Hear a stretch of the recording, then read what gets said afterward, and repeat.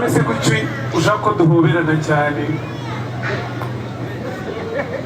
ntabwo guhoberana kurenze kuza kuko meze nk'uri mu rugo rwa The Ben sibyo kuba nemeye kuza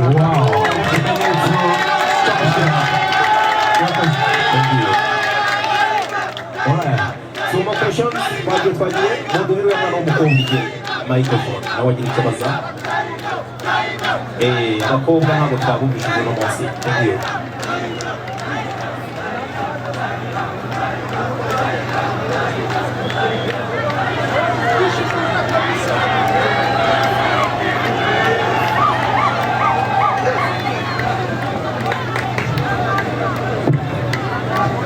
murakoze cyane n'iby'agaciro kuba turi hano ni ukuri n'iby'agaciro kuba bakuru bacu cyangwa se basaza bacu bari kumwe kuri stage imwe urumva kenshi ibyo twumvise ko bitashoboka aka kanya byashobotse ibyo twumvaga ko batakora aka kanya babikoze ni iby'agaciro gakomeye cyane ni iby'agaciro kuba Bruce Melody aka kanya ari kumwe na The Ben kuri stage ese ikintu nabibariza ese koko ibi bintu bizagumaho cyangwa tuzongera twumvira amagambo mabi bajya bahora batubwira kandi bitagakwiye ntekereza ko nkatwe abanyarwanda tugomba kunga ubumwe tugakundana tugafashanya ndetse tugafashanya no gutera imbere murakoze cyane njyewe nkora kuri B+ TV Rwanda ikintu usorejeho nicyo cyiza cyane icyo abanyarwanda tugamije ni ugushyira hamwe so niyo projection thank you icyo nabivugaho njyewe ni uko niba mubona ibyo twakoze ibyo bintu bajya bababwira ntimukaba mureba kujya muri ibyo twe dukora murakoze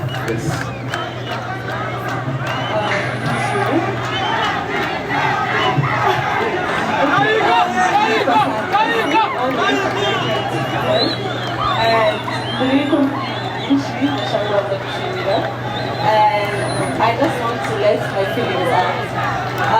First of all, I am excited. Yeah, I am excited to want to work with you. Giant on the same stage. Ibintu and it's exciting. But my question is, y'all now maybe it's been a long time until we have something new yet. So I need you to go back expecting that. And if it doesn't bother you, somebody asked for a hug. But I didn't see the hug here. I don't know, some people were having another, but apparently I don't understand why it didn't do it. But it's a request, of course. But generally, I am super excited, but mostly I've got my eyes on both of y'all. So I need you to look expecting a really group. Thank you. You should expect nothing short of greatness. Turi bidasanzwe hanyuma ibyahaga byo kabisa sorry about that byahagaragaye ko namutumiye aha ni mu rugo yahaje. I really thank him for coming through. Aganzaye muri 2030. I'm just kidding. He's my boy. I'll do it. All right. Okay.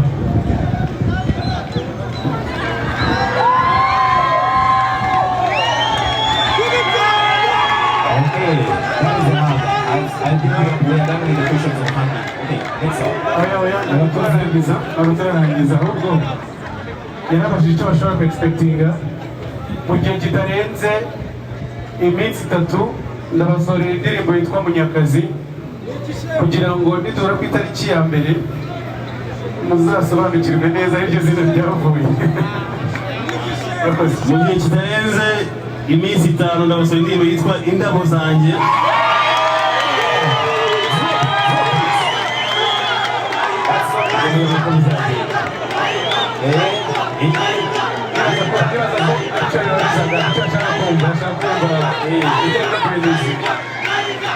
Munyakazi Indabo Zanjye. Let's go. murakoze nitwa Nsengimana Benjamin. Njye ntabwo ari ikibazo ahubwo ni ubusabe nasaba uwitwa Mugisha Benjamin. Nitwa Nsengimana Benjamin. Ben of you, ni umuhanzi.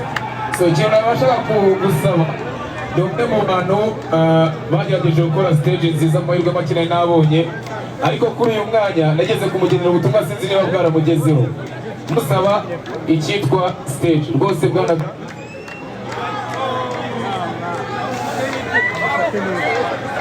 urayihawe.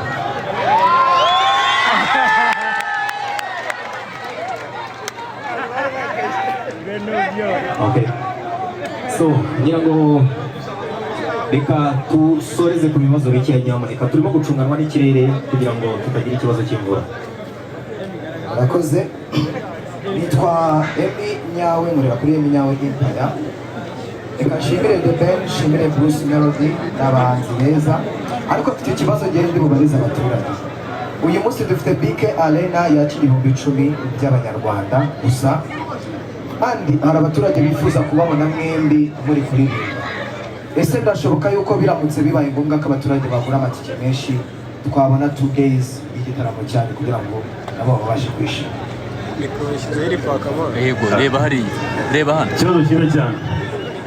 Ubundi igitekerezo tukigira cyo gitekerezo initially twashaka kugisha muri Stade Amahoro, ariko tugira ngira ngo challenges zimwe na zimwe nibaza ko umwaka utaha zaba zarangiye, so News Group iraba ari imwe, ariko please expect ikintu kizabera muri Stade Amahoro umwaka utaha, inshallah bizakunda. Yeah. Yego, murakoze. Nitwa Irene Murindahabi, ndi umunyamakuru wa Imari. Mbere na mbere ndashimira The Ben w'inviting Bruce mu gitaramo cye, kandi ndashimira n'ubufatanye bwanyu ku muziki.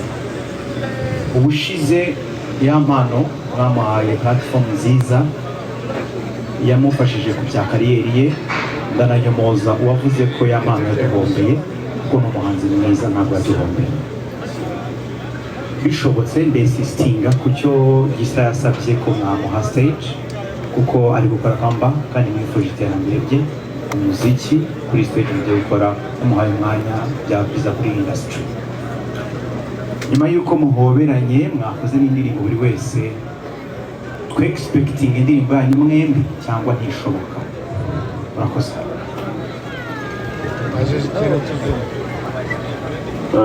Mbore musubize cyambere gusa, ikindi ntabwo kireba cyane. Gisa cy'inganzo nk'uko nabigarutseho, Banyarwanda dufite impano yitwa Gisa cy'inganzo irikora comeback. Ngiye kubisaba abo dutegurana kino gitaramo, Gisa turamuha stage. I'm sorry, ntabwo mbanje team yanjye, ariko Gisa should deserve to be out there. Yeah. Do what you want to do. Ikindi yarabajije nicyo gukorera indirimbo, nibaza ko mwaba mujyanyayo, igihe cyo kuyikora kigeze ntabwo twabarabura. Amakuru yo yaba yagiye ari aya ngaya, ko dufite indirimbo zo gusohora, nta rungu muri bugire, igihe cyo kuyisora nicyo nikigera ubwo tuzababwira, cyangwa se no kuyikora.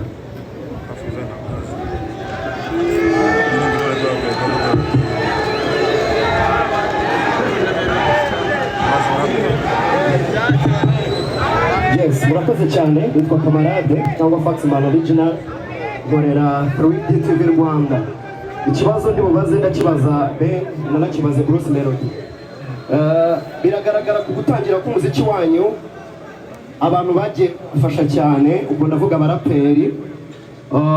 Bulldog mwarakoranye, uwitwa Bruce Melody yakoranye cyane n'uwitwa Amaji the Black, ariko iyo uri kureba ubona mugenda mubahunga, ntago mubaha umwanya. Ni ukubera iki? Abantu bakeneye yuko ba baraperi babafashije baza mu gitaramo.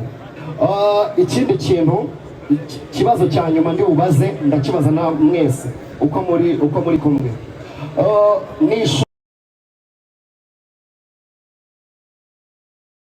ki umuziki wacu ugezeho, byasabye iki iyo urebye yaba intambara yabaye, Bruce Melody avuga ati ntabwo nabaga koko, nawe hari ibyo agiye utangaza n'ibintu bigiye bitandukanye, byasabye iki kugira ngo muhure uko muri babiri? Murakoze. icya mbere reka nanjye gisubiza ntabwo abaraperi badufashije twarafatanyije kuko ibyo twabahaye ibyo batari bafite yiyunga ku byo bari bagize. Icya kabiri ntabwo nigeze nanga na rimwe guhereza ukuboko umuntu usabye ubufasha. Urabona ko nta nyubako irebya uragira ngo ijyane n'iyi ngiyi, iyo uri gukora biragenda, iyo wabayemo intera sometimes biterwa wenda n'inshingano nyinshi umuntu agenda ahura nazo bitewe n'uko akazi kagenda, ariko Ama G ni umuvandimwe wanjye, nta kibazo na kimwe nigeze ngirana nawe. Murakoze cyane, nitwa Peacemaker Panti. Ushaka kubaza kuri stage ya Peacemaker hasabwa cyane ko azahabwa amahirwe abarimo gusa ariko wowe uriya ntabasabye ko yaha amahirwe iyo noti ukabona nawe umwaka utaha kubera ibindi bisaba ko byo nahandikisha y'amana bakabakora nyine ikintu cy'ikigo cyane kuko nta kibazo ati ikibazo mfite amatike kuko abanyarwanda byavuze ko soda buti hasi mu cyumweru gitangiye bikaba ari amateka twanditse yananiye bagizwe n'abandi amatike bihagaze bitaravuga hehe aramufashije abantu babaha show ya kabiri. Murakoze cyane. Ku bijyanye no guperforminga, performance ni ikintu kigirwa ibanga kubera ko kiba kizagaragazwa imbere y'abantu. Ndumva ibijyanye no gutanga umwanya ku bandi bahanzi abo tutakoranye ibyo birareba The Ben, ariko kuba twakoranyemo birashoboka ko mwabona bamwe bari kuza tugakorana. Mbega icyo nsaba abantu no kugura amatike mukazira igihe mukaza mu gitaramo tugasapotinga umuziki wacu tukabikorera industry ariko tukanabikorera igihugu kugira ngo n'abandi bose babone ko turi abadanje. Murakoze. Ben, about the tickets? Inama nagira ngira abantu bose bari hano ndetse n'abadukurikiye live nuko amatike ari bushire vuba. Gerageza uko ushoboye kose umenya aho kuri tike, ndabwo turashira information z'uburyo itike ibonekamo ndumva zibiri na hano, and then to having a to give you the sounds. Thank you. All right, for sure the last two questions, the first one and the last one, please go. 103.5 capital FM. My question goes to Ben. What inspired you to come up with such a great idea, and why did it take so long? And then to my brother Bruce Miller, how do you feel being given this opportunity? Always been asking for this, and does it add something to your career? Thank you. I will answer the question in a very short phrase or word. I think it's because I'm the bigger person, maybe. It's because I'm the bigger person, maybe the big brother, so I had to come up with that. Yeah, thank you. I already said this. I'm feeling great to be a part of this event because it's ours, it's our city, it's our country, and it's also add value to my career as well because I might steal some of your fans. I doubt that. Okay. I doubt that. Yeah. Abari mu nyubako murashaka kubaza? Okay, dusoze. Bari. Merci beaucoup. Nitwa Pion kuri The Game TV. Ikibazo cya mbere ndakibaza Bruce Melody.